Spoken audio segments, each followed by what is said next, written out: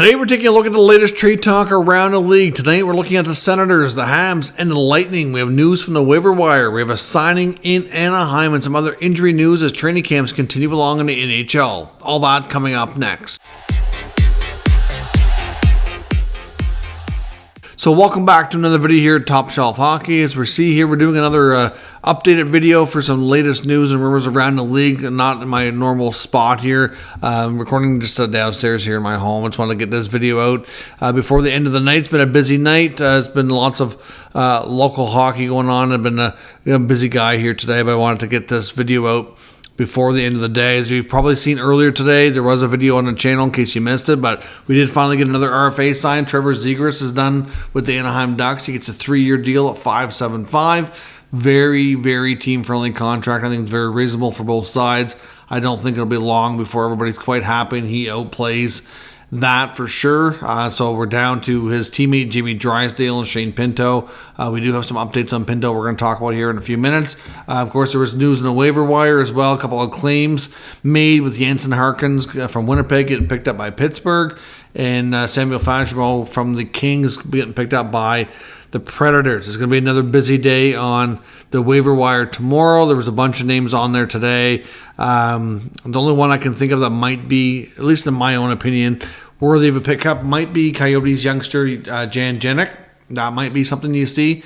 Otherwise, I think most of the other names that were on for today will clear, but there are going to be some new names coming tomorrow, including a couple from the Senators who already announced their cuts here tonight. Jacob Bernard-Docker and Igor Sokolov will both be going on waivers for tomorrow afternoon, so we'll see how things go on that front. Some injury updates. The Maple Leafs did provide an update on Connor Timmins. After going through an additional test, they've determined he has a significant lower body injury. We don't really have a timetable. They're calling it week to week. I mean, it's kind of vague, but that's the closest thing we have to have an idea. Will he be ready to start the season? I'm going to say probably not, considering we're just over a week away to start. And if he's week to week, I would think, in a week's time, he'd be reevaluated. So I'm going to say, probably a couple of weeks, but they haven't really given a lot of details on the nature of the injury. Sounds like it's like a foot injury, but I don't know that 100%. So we'll see on that. Calle Jarnkrok still appears to be working through some sort of injury. Don't really know what's going on there. Some people are looking into different conspiracies, wondering if he's going to be traded or not. I don't have any reason to think that right now.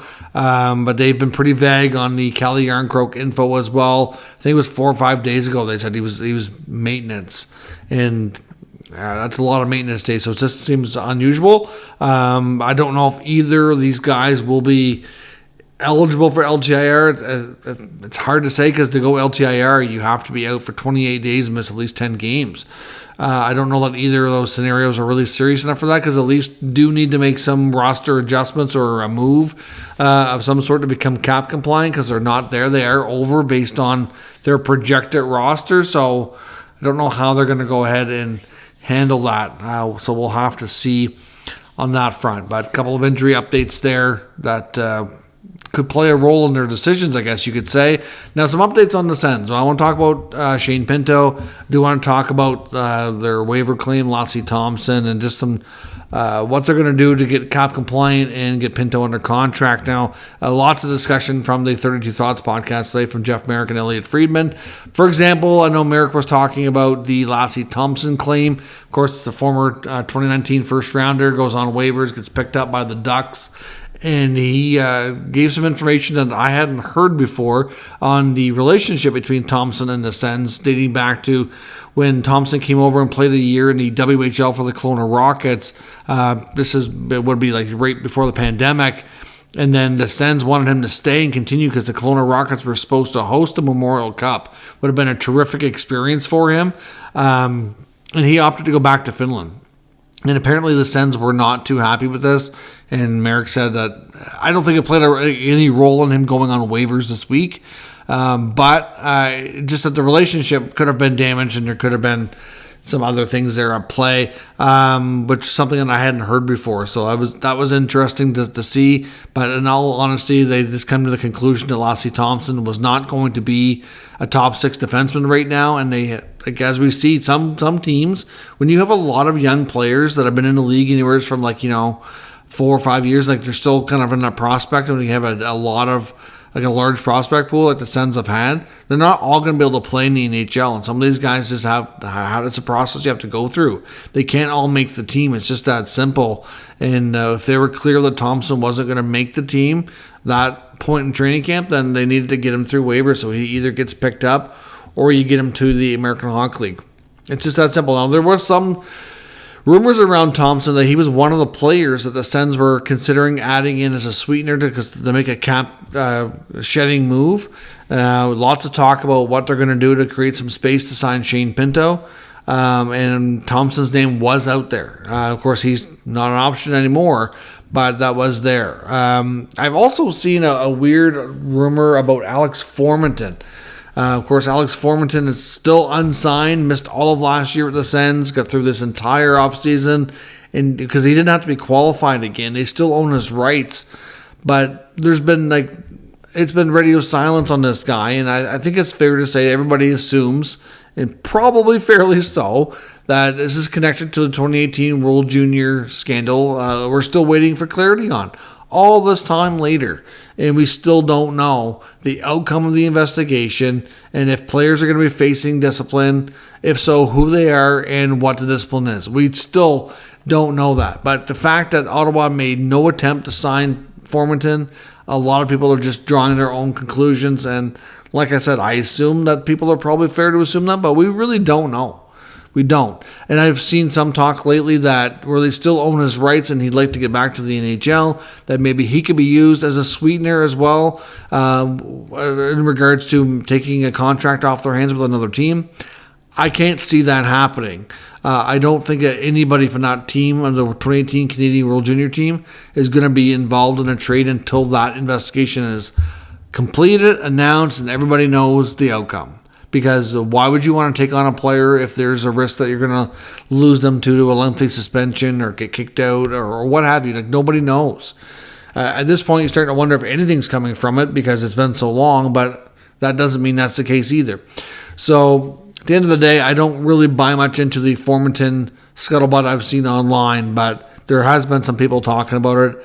I don't think there's anything to it. Now, Elliotte Friedman talked today about the fact that in Dorian's press conferences that he's done throughout the preseason, he said he wasn't worried about it making a trade to create cap space, and Friedman has been told by enough sources that that's the case, that they have enough confidence and they have had enough conversations. They actually do have some options lined up. But this issue with Shea Pinto is not so much about that. It's more about the actual negotiation with Pinto. Now, we know that they seemed to be making progress and getting close, and then Friedman had reported a few days ago that they took a step back this week because the Sens put out a 1-year, $1 million offer. And to be honest, I think that was kind of blown into context now. I can understand why the agent and the player would be upset by that, but essentially what Ottawa's trying to do here is they're trying to say, hey, listen, would you consider helping us out, signing for what we can get you in at now so you don't miss any more training camp, and then when we can negotiate an extension in January, we'll be a little extra nice to you and make it up to you then. Now, I can understand why the player wouldn't want to do that. He's like, listen, you've taken care of all these other guys. You signed Brady long-term. You signed Timmy long-term. You signed Sanderson long-term, Batherson, Shabbat. Go down the list. All these guys have their long-term contracts. You say I'm just as, or maybe not just as important, but I'm still part of the core. Why are you not looking after me? You went into this offseason. You signed Tarasenko. You made a trade, picked up Kubalik. You re-signed Travis Hamonic. You brought in Zach McEwen. All these moves were made. I didn't get signed. So I can understand the frustration. It's also part of the negotiation process here as well. So I don't want to put too much more into that. But at the end of the day, what Friedman is saying here is that even though there is frustration, nobody wants a trade. Neither side's asking for that. That it's going to be somebody else getting moved to create the space. But essentially, the reason why we haven't seen a trade to make the space is that the Sens and Pinto do not have an agreement close enough on a contract yet. It's believed that Pinto wants something in the $2.5 million range, and Friedman is saying that he doesn't think Ottawa wants to go to that number as of yet. They're probably closer to the Morgan Frost contract, 2.1.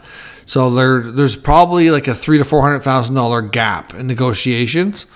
And that's what's holding things up. If they can agree to like a 2-year deal on that kind of money and bridge that gap, they apparently, according to Friedman's sources and what Dorian was saying, are quite confident that they can easily make a trade to make that space happen.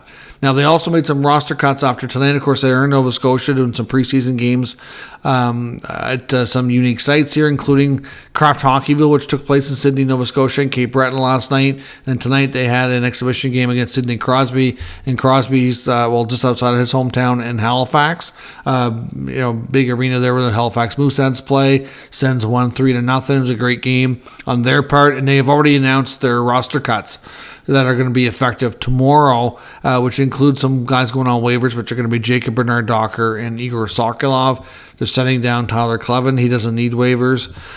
They've cut a whole bunch of players that are going to be either go right to the minors that they can, for those who can, and for those who can't need waivers. It's just that simple. So, they're still going to have guys like Yuri Shmelka on the roster. Robbie Herventi's still around. Chartier's still around. They've earned that chance.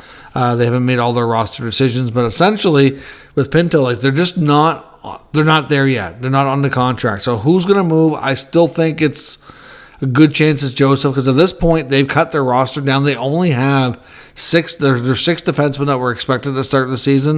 And then they have, I think it was Gannett as the only other D left in camp. And he's probably going to have to be cut as well in order to make the space work, to be cap compliant. So they're probably starting the year with no extra defensemen. Is how things look today, because they're so tight to the cap, which is problematic.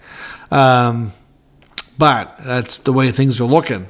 And if that's the case, then they're going to have to trade a forward. And to me, that forward is still Matthew Joseph. He had a couple of great games out of the beginning of the preseason against the Leafs, and where he was everywhere. And he's kind of cooled down a little bit. He still played all right. I still think that contract, though, it makes sense that he might be the guy to go. They have a lot of guys, though, playing well that can look like they can pitch it on the PK, and that's going to put pressure on him. I don't think they should sign Josh Bailey, but he's still with the team. Bailey, to me, hasn't done anything to earn a contract as of yet, but he's still around, so it's hard to say what's going to happen there. But yeah, the big thing with Pinto is that they're not agreeing on the money. They're still about $400,000 apart, and that seems to be the bigger part of the problem here. The trades are lined up. It could be most likely with the Flyers or the Sharks, is what the rumor mill is saying. So we will see. Either way, Shane Pinto hopefully will get signed soon. The Sens will figure this out and get a deal off the books, whether it be Joseph or somebody else going to one of those teams. But I do think Joseph is still most likely the guy. But by putting guys through waivers, by JBD and Sokolov going on waivers to go to the minors, that'll bump them up to $1.7 million in cap space. But it also only leaves them with a 19-player roster. So if they want to start the year with a 20-player roster, which isn't ideal, they are a lot closer to signing Pinto. They need to move one more player, ideally, but then they sign Pinto. They're still only at 19. It's tough, right? So they are going to likely still have to trade somebody, I think. But, I think Joseph's going to be that guy. So we'll see. In Montreal, lots more talk and chatter around the goaltending department there. Of course, they still have Montembeault, Allen, and Primo.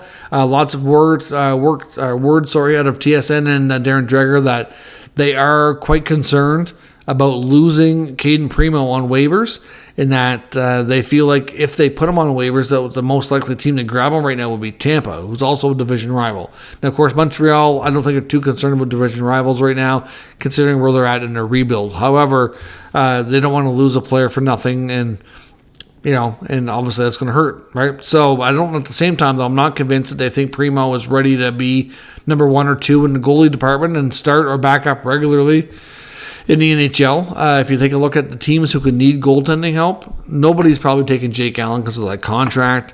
They don't really want to move Montembeault. So to me, if they are going to make a trade, it makes more sense to trade Primo than it is to put him on waivers, because at least you can get a return. But is that really the ideal scenario either? No, it isn't. But Tampa seems to be the main team they're worried about and think that they would take him. So could they work out a trade instead? I don't know. I personally think Tampa is going to be watching the waiver wire. If Tampa ends up having to trade for a goalie, I think it'll be closer to the start of the season. Tampa is looking at some other teams too, I think, that are not besides Montreal, who could put a goalie on waivers. Like you're looking at the Leafs. I mean, they have Joe Wall, Martin Jones. They're only going to probably be able to keep one because of the cap. So most likely Jones going on waivers. You got Magnus Hellberg in Pittsburgh. Even the Red Wings have James Reimer and Alex Lyon. One of those two are likely going to have to go on waivers too. So, at the end of the day, there's going to be some veteran options out there that they could pick up through waivers and not have to make a trade. But I guess they'll have to see. If they like Primo enough, then maybe a trade makes sense. Or if they don't like any of these guys enough, then maybe they make a trade elsewhere. I think Dan Vladar in Calgary is probably too much for them. So I don't think that's going to work out if the Flames trade Vladar, and I think they would like to. I don't know that Tampa is really the landing spot that can work. So we'll see. But Montreal making a trade, watching Tampa for goalie moves is definitely something to keep an eye on here over the next few days as we get closer to the season. So let me know your thoughts on all today's news and rumors down in the comments. We'll discuss further. If you're new to the channel, make sure you subscribe and stick around. We'll keep you up to date with all the news, rumors, and analysis of all 32 NHL teams. Thanks for watching, and I'll catch you next time.